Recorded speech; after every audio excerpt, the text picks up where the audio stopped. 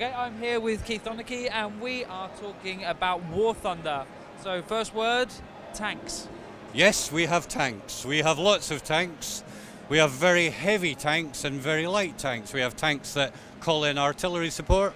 We've got tanks that fall off of things and crash into things and fall generally as they should fall. I used to work for the British Army. I used to be in the British Army. I used to drive tanks for a living. I used to fix tanks for a living. And this is the only game that I've ever felt I'm getting close to what a tank feels like in manoeuvrability and behaviour in the game. The tanks are in quite a polished state at the moment, so they're imminently being released. Everybody's waiting with a bated breath to know when they're going to be released, but we'll never give that secret away. All we can say is soon. And it's very soon, it's imminent. Okay, so one thing that we do know is that the tank battles are going to be taking place at the same time as the aerial battles that War Thunder's already known. How's that going to work out? It's going to work out because the tanks are going to be susceptible to enemy bombing, of course. They're going to be susceptible to other tanks. They're going to be susceptible to the environment. What the air cover should be doing is looking after its armoured force on the ground who are moving towards a capture point. As we're going to have bombers heading for the enemy tanks at the same time, they're going to have friendly fighters up from their point of view that are going to protect the tanks, in theory. So it's all about the player base. The player base are going to have to play together and actually play the game together to win the game on that occasion. Are there going to be a mixture of servers? Are there going to be just servers with just the aerial combat on its own? What is driving us is what the player base wants. If a player base wants only tank versus tank battles, they'll get tank versus tank battles. It's just a matter of numbers. When we actually release the tanks, our player base is probably going to double overnight. You know, we're suddenly going to find ourselves with, instead of 50,000 players online, we're going to have 100,000 players online because a lot of people are waiting for the tanks. So we're having more players. We're able to create an environment that the player base wants. There's no point one person wanting to be in a tank battle on his own with no planes and nobody else, because he'll be sitting there all night waiting for a game. You know, he won't get anyone else to play with. So we need robust numbers to be able to incorporate either tanks. Planes are generally going to carry on as they are. We still only have plane combat as well. But the beauty is that we're integrating tank and aerial combat in the same battle. The ultimate aim of the game is to get all three services, all three mobilisation forces, sea, air and ground, into the same battle. And you're looking forward to things like World War mode that's on the horizon. It's coming as well. We don't know how that's going to pan out at this moment. We don't know what it's going to consist of. But the opportunity generally is driven by the player base. The development team have got a picture in mind of what they want to get out of the game. They'll of course head for that because they believe it's right, but at the same time they have to listen to their player base, and the player base is all about numbers that are playing the game. It's all about numbers of players that are in the game. Talking about numbers, how many are we talking about in particular in specific battles? What kind of? At the moment we're talking about 16 versus 16 players in one battle. That's going to change as we go along because we're going to need more players in the battle to be able to bring in the Air Force section. We can't have 2 tanks and 14 planes, and you know it's not going to work too well. But then we've got a matchmaker to balance these things out. We've also got a fairly robust artificial intelligence system. The tanks we've been testing with the artificial intelligence are really working well. They're moving forward as a squadron. The tanks should be moving forward and attacking and defending as they go. The AI is quite a complex animal, but it's working out well with the tanks. A lot of people have played the aircraft AI and they've found that they're quite an awesome opponent to come up against. You know, if they need to run, the AI will run and try and stop them from shooting them down. If they need to attack, then they'll swarm around somebody and attack them. So it's a robust system. It's the sky's the limit. It's difficult to say where it's going to be this time next year, but it'll be driven by the player base, where the players are wanting to play, what the players want to get out of the game. And of course, the roadmap's always there with the development team. They watch what's going on, they watch the numbers in game, they watch the aircraft and the tanks that are being played in the game, and they act accordingly to balance it out to make sure nobody's feeling that they can't do much in the game. Even our small tanks in the game, they have the ability to scout out forward targets, they have the ability to call in artillery strikes from off map. And that's a very awesome feature of this, is that they can call in these strikes and stop people camping behind a rock and staying there all game. That's the important thing, to flush people out. So the game is free to play. For people who don't know that, can you explain how the unlock system is going to work and how people will be able to access the new content when it comes online? Okay, it's a free-to-play game. You can get exactly the same end result playing the game for nothing. If you want to spend some money on the game, you can, and that will increase the speed that you unlock things. But you'll get no advantage out of the game by playing with the money.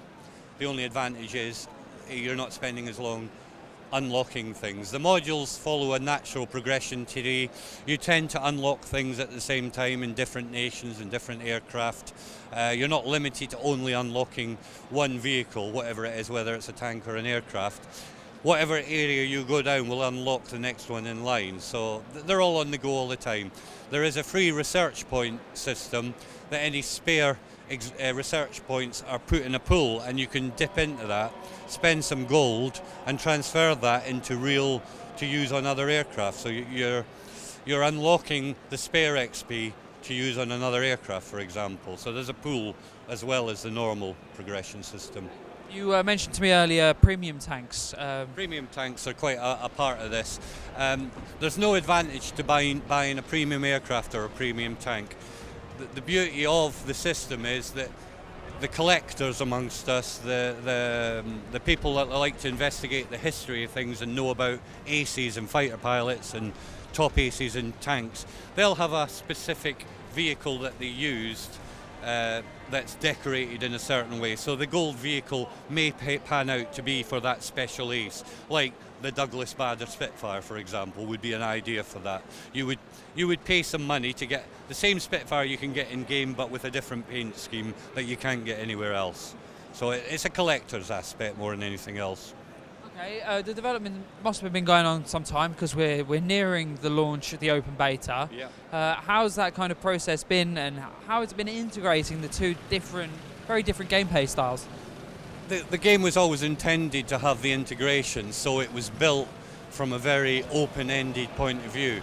What we have initially is we had the aircraft, which weren't confined to the ground. They were up in the air, so they weren't stuck on the ground. That way, it kind of makes it easier to bring a ground vehicle in that can bounce and jump over rocks and things, because it's not stuck to the ground.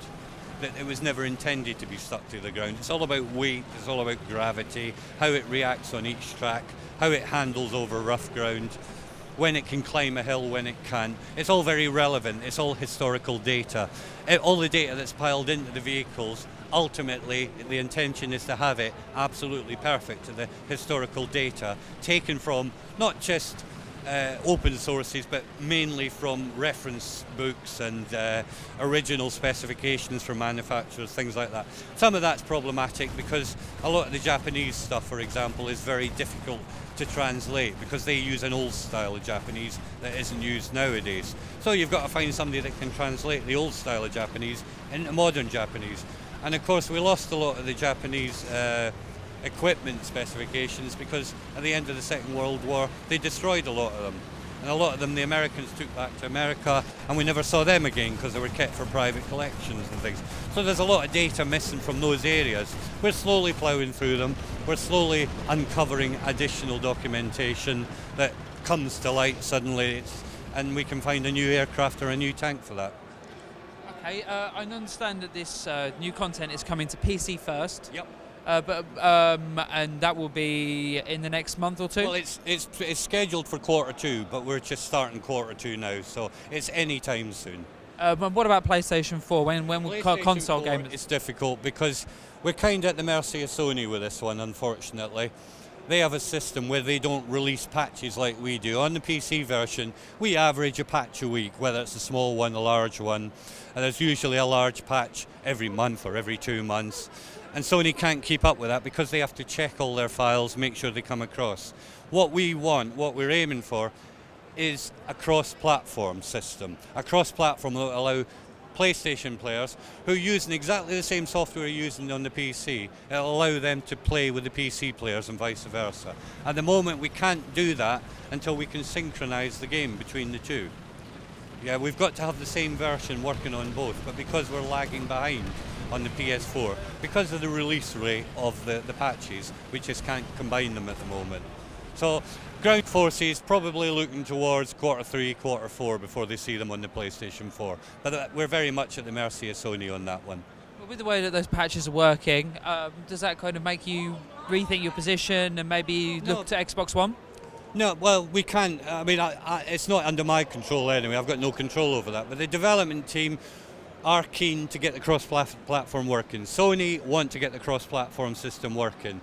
The pitfalls we're receiving now with things like we have to make sure that patch is right before we can release it, you know, and it's just one of those things we've got to surmount, and we'll be striving to do it. We'll have to build, as we build the player base on the PS4 version, we can build the clout that we give it. We can build the clout that Sony will have to take notice and come on board more and put a priority on it. You know, the priorities with Sony perhaps are things like the Apple iPod stuff going across to Sony. Xbox is a different ball game. We had to opt for one or the other. We opted for PS4. Development know what they're doing. They knew what the score was at the beginning. It's all about enthusiasm. Xbox has another element to it where they're wanting to do cross-platform, but they're up against the same pitfalls. It's all the same pitfalls for the console market because they have to control the content that gets pushed out. So you've got somebody in the middle now. Between us and the consumer, we've got Sony, and they are interfering with the process. Not deliberately, not maliciously, it's just part of the process. We can release this stuff to the PC whenever we decide to. We can't do that with the PS4. We have to get that system robust. Okay, thank you very much for your time. Thank you very much. Nice talking to you.